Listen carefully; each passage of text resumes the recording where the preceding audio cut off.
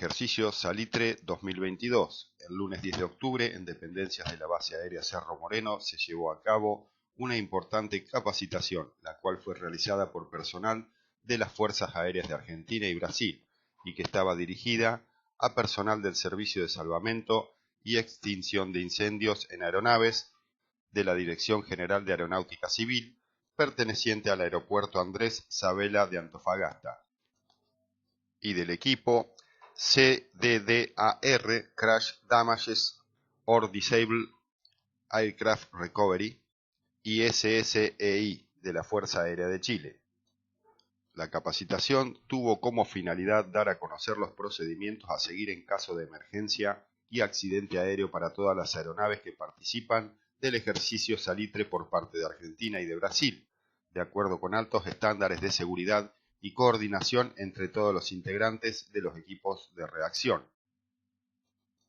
Cambiando de información, el Ministerio de Defensa informa que la Armada Argentina recibió este lunes 2 helicópteros Sea King SH-3H. Los mismos fueron trasladados desde el puerto de Bahía Blanca hacia la base aeronaval Comandante Espora.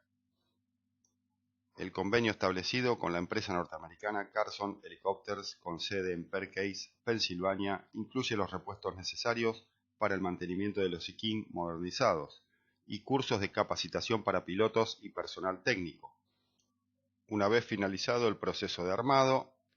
y las pruebas correspondientes, los helicópteros se incorporarán a la segunda escuadrilla aeronaval de helicópteros. Para la adquisición de estas aeronaves de alas rotativas se contemplaron las características técnicas de los helicópteros embarcados, las capacidades que se requerían para cumplir con las tareas asignadas y se consideró la disponibilidad de cubiertas de vuelo y hangares de las unidades de superficie con las que cuenta la fuerza,